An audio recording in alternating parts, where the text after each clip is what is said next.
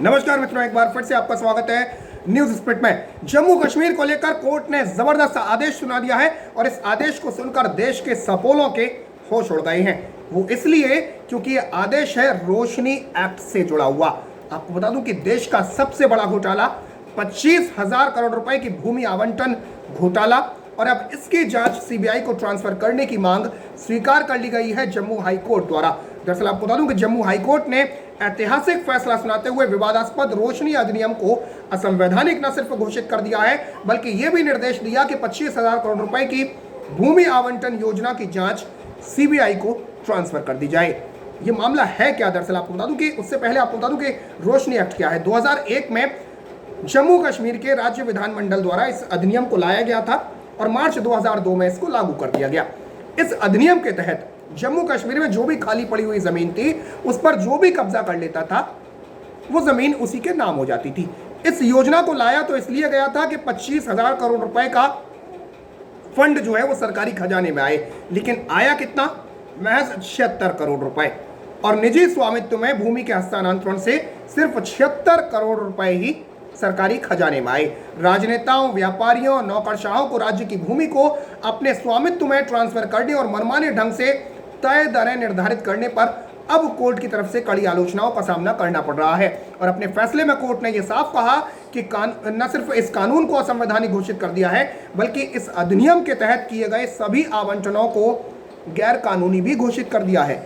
इसके साथ ही कोर्ट ने यह भी आदेश दिया कि भूमि घोटाले की जांच सीबीआई को ट्रांसफर कर दी जाए और 8 सप्ताह के भीतर स्थिति रिपोर्ट सीबीआई को दाखिल करनी होगी।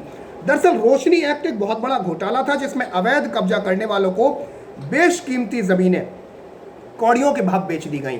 आपने सुना होगा जमीन जिहाद, ये वही था। यानी जहां खाली जमीन देखी वहां घर बसा लिए गए, मस्जिदें बसा दी गई, और इसी के तहत रोशनी एक्ट लाया गया। दरअसल जम्मू कश्मीर के ही एक लॉ को कमजोरी बनाकर पीडीपी और नेशनल कॉन्फ्रेंस की सरकारों ने लोगों को बेशकीमती जमीनें कौड़ियों के भाव बेच दी। अगर आरोपों की माने तो हिंदू बहुल जम्मू में अवैध कब्जे वाली सरकारी जमीन का मालिक केवल एक मजहब विशेष के लोगों को ही बनाया गया था। इस अधिनियम के अंतर्गत जम्मू कश्मीर में सरकारी जमीन पर जो भी अवैध कब्जा करता, उसे ही उस क्षेत्र का वास्तविक स्वामी भी बना दिया जाता था। और इस तरह से राज्य में इस्लामी कट्टरपंथियों की पहुंच जम्मू क्षेत्र तक बढ़ाने के लिए सरकारी स्तर पर लंबे वक्त तक धांधलेबाजी होती रही। इससे न सिर्फ देश के राजकोष को नुकसान हुआ, बल्कि मजहब के नाम पर जमीन अवैध रूप से पीडीपी और नेशनल कॉन्फ्रेंस की सरकारों द्वारा आवंटित की जाती रही। आपको याद होगा कठुआ मामला जब आया था, उस वक्त भी जम्मू के गुज्जर और बकरवाल समुदाय ने इस एक्ट के विरोध में अपनी आवाज उठाना शुरू की थी, क्योंकि पीडीपी सरकार ने, महबूबा मुफ्ती की सरकार ने रोशनी एक्ट के जरिए रोहिंग्या घुसपैठियों को अवैध रूप से बसाना शुरू कर दिया था। इसके बाद 2018 में जम्मू कश्मीर में राजपूती शासन लगा और इसके बाद ही इस कपटी अधिनियम को निरस्त कर दिया गया था। लेकिन अब कोर्ट ने जबरदस्त फैसला सुनाया है और न सिर्फ इस एक्ट को खारिज कर दिया गया है, बल्कि इस एक्ट के तहत जितना भी भूमि आवंटन हुआ है उसको भी निरस्त कर दिया गया है और मामले की जांच सीबीआई से कराने की अनुमति दे दी गई है हाईकोर्ट की तरफ से। तो नपेंगे सब जिन्होंने ये घोटाला किया है। फिलहाल के लिए इतना ही। जय हिंद, जय भारत, नमस्कार।